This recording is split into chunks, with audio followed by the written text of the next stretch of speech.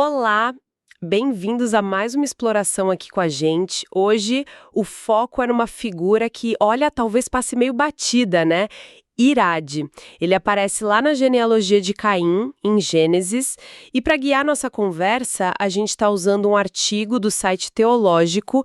O nome é Irade, descendente de Caim, filho de Enoque teológico, do Diego Pereira do Nascimento.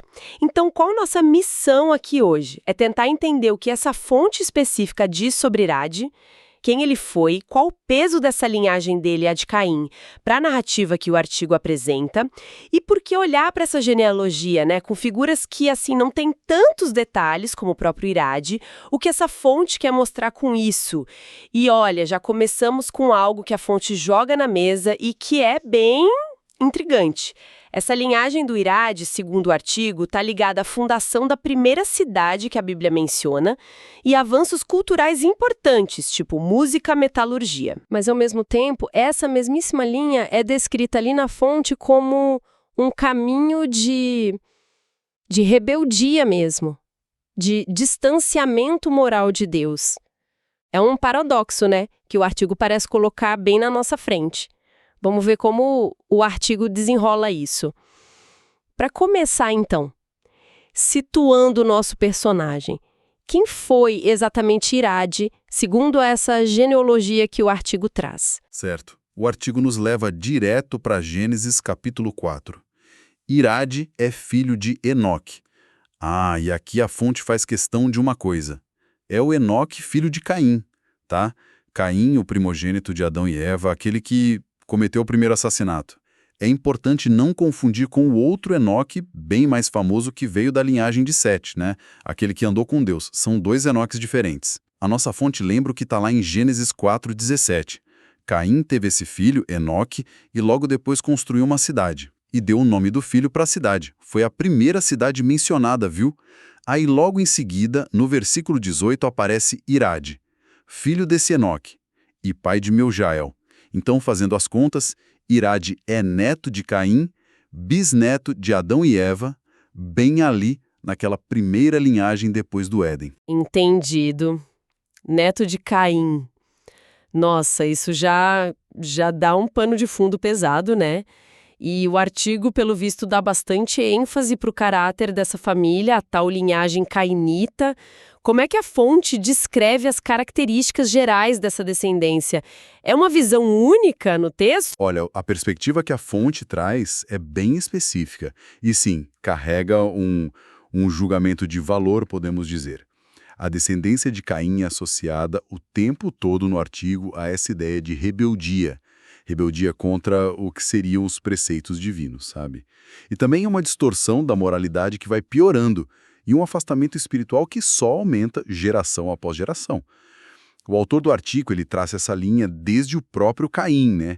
Com o assassinato de Abel, a expulsão para a terra de Nod, e a fonte sugere que Irade nasceu e viveu nesse clima, provavelmente naquela cidade que Caim fundou e deu o nome do filho, Enoque.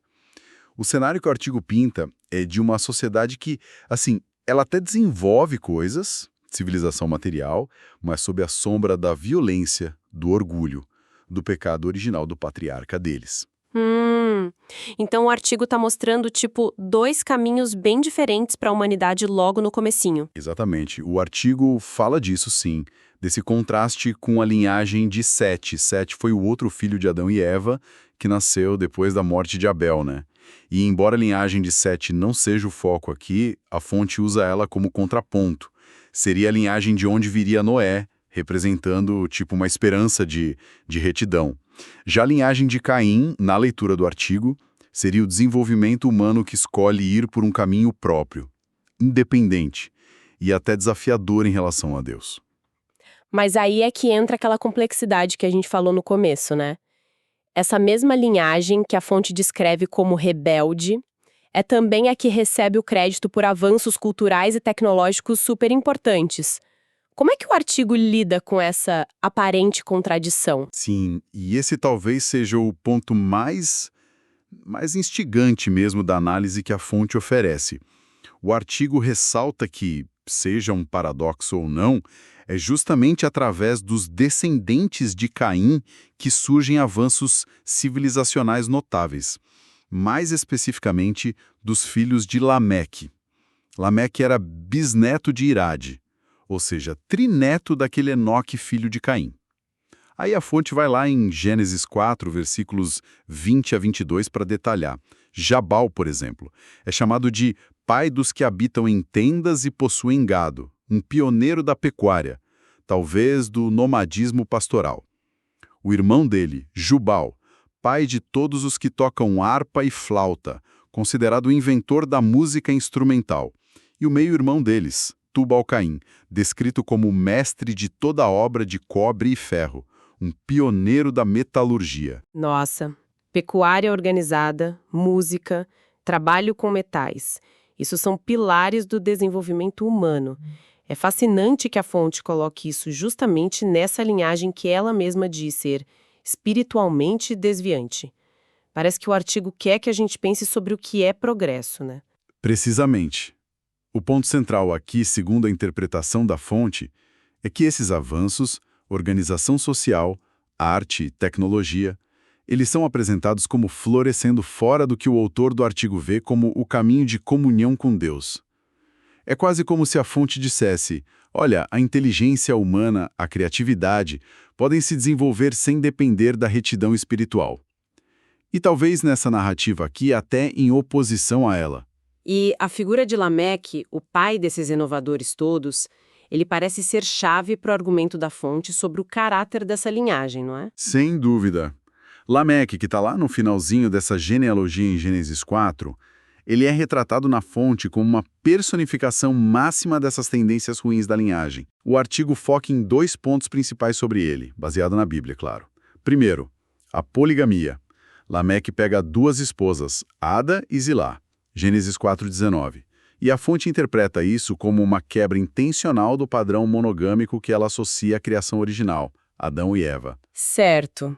E o segundo ponto é aquela declaração dele, que soa quase como um cântico de violência autoproclamada. Isso. A fonte dá muito destaque para Gênesis 4, 23 e 24. É quando Lameque fala com as esposas dele numa declaração que soa bem brutal, arrogante. Ele diz, Ada e Zilá, ouvi a minha voz. Vós, mulheres de Lameque, escutai o meu dito, porque eu matei um varão por me ferir e um mancebo por me pisar. E continua, porque 7 vezes Caim será vingado, mas Lameque 70 vezes 7. Uau! Para quem escreveu o artigo, essa passagem é crucial. Ela não só mostraria a continuidade da violência que começou com Caim, mas uma escalada. E que escalada! Lameque não mostra remorso nenhum. Pelo contrário, é orgulho da vingança dele, que foi totalmente desproporcional. A fonte interpreta o 70 vezes 7, não como um número literal óbvio, mas como uma hipérbole, que mostra uma arrogância sem limites. Um desafio à própria ideia de justiça, de moderação. Isso contrasta demais com a proteção divina que foi prometida a Caim, que era 7 vezes. Então, para a fonte, Lameque é o ápice dessa rebeldia, dessa autossuficiência violenta. É uma leitura bem forte do personagem e do que ele disse. Agora, pensando nessas figuras mais chamativas, Caim, o Enoque da cidade, o próprio Lameque com seus filhos inventores, qual é então o papel de Irade nesse cenário todo, segundo a fonte? Ele parece meio apagado entre eles, né? O artigo dá alguma relevância específica para ele? É verdade. Irade não tem nenhuma ação narrada, nenhuma fala registrada na Bíblia. E a fonte admite isso, essa descrição dele.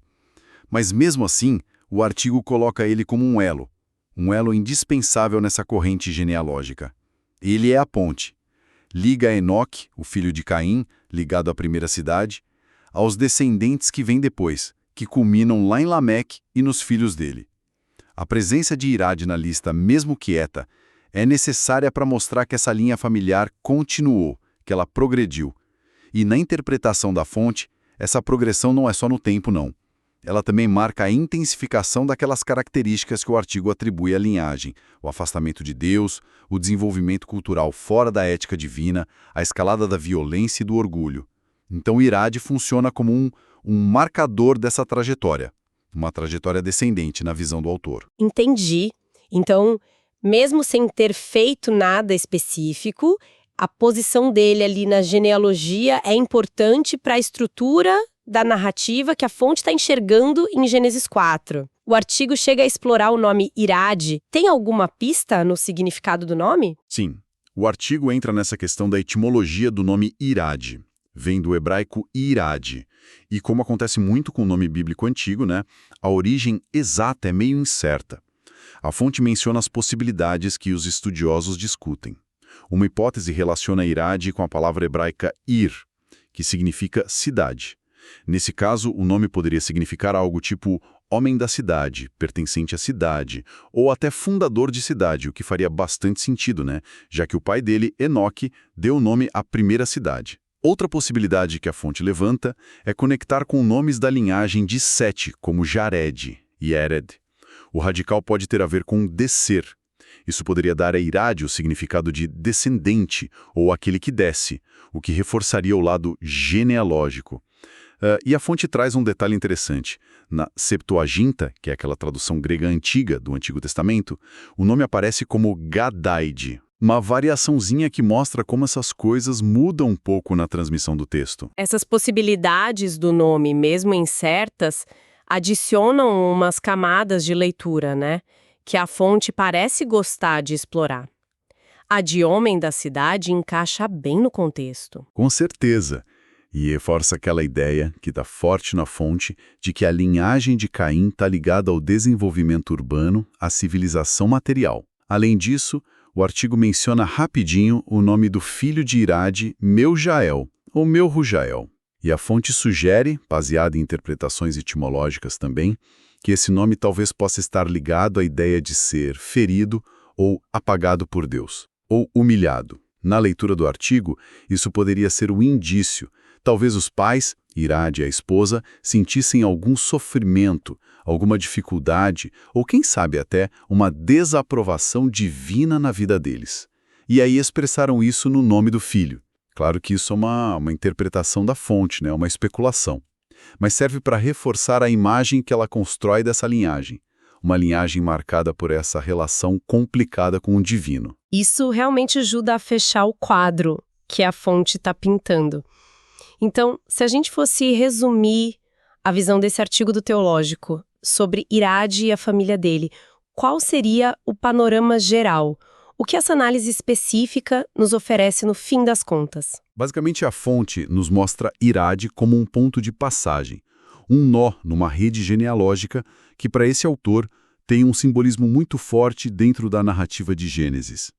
Essa genealogia, a de Caim, é usada no artigo para representar um modelo específico de desenvolvimento humano depois da queda. Qual modelo? Aquele que investe na construção da cultura material, das cidades, da tecnologia pecuária, música, metalurgia, mas que faz isso de forma autônoma, dissociada dos princípios divinos. E essa trajetória, na visão da fonte, é marcada por um orgulho que só cresce, pela violência que escala, de Caim até Lameque, e por um afastamento moral e espiritual progressivo. O artigo reforça que Gênesis coloca essa linhagem como um contraponto direto à linhagem de Sete, que representaria o caminho da fé, da esperança na promessa divina. E Irade, mesmo sem ter feito nada notável, é parte integral dessa narrativa de contraste. Ele é um elo silencioso, mas significativo na história que o autor do artigo extrai lá de Gênesis 4. Então percorremos o caminho de Irade, uma figura talvez pouco lembrada, mas que, olhando por essa lente específica da fonte teológico, se revela um ponto importante numa história maior, uma história sobre os rumos da humanidade lá nos primórdios bíblicos. Vimos como o artigo liga a linhagem dele tanto à origem da vida urbana e ao desenvolvimento de habilidades culturais essenciais, música, metalurgia, pecuária, através dos descendentes, quanto a uma interpretação de rebeldia crescente, violência exagerada com Lameque sendo o exemplo máximo, e distanciamento de Deus. Um contraste bem forte com a linhagem de Sete, como a fonte fez questão de frisar. Exato. A história de Ard, do jeito que é emoldurada pela família dele, interpretada por essa fonte, nos coloca diante de questões bem complexas sobre a natureza do progresso humano na perspectiva que Gênesis apresenta ali. O artigo não só conta a genealogia, ele usa isso para fazer uma reflexão teológica. E isso nos deixa com uma provocação interessante, que vai além da nossa conversa aqui, mas que sai direto da análise dessa fonte. O material que a gente viu destaca o florescer da cultura, da arte, da tecnologia, da vida em sociedade, justamente dentro de uma linhagem que a própria fonte caracteriza como rebelde, orgulhosa, moralmente decadente. O que essa justaposição, sabe, essa coexistência de avanço civilizacional e distanciamento espiritual, conforme Gênesis 4 apresenta na interpretação da nossa fonte, o que isso pode sugerir para a gente sobre a relação, ou talvez a falta de relação inerente, entre o desenvolvimento humano e o alinhamento com o divino? É uma tensão que a fonte nos convida a observar. Fica aí para pensar. Primeira pessoa que vem à minha mente foi uma tia minha, que já faleceu. Ela morreu de maneira repentina aos 42 anos. Uma questão densa, sem dúvida. E que ecoa em debates que continuam até hoje, sobre cultura, ética, espiritualidade. Bom, concluímos aqui nossa análise focada em Irapide e nessa complexa tapeçaria da descendência dele, conforme apresentada pela fonte que tivemos em mãos hoje.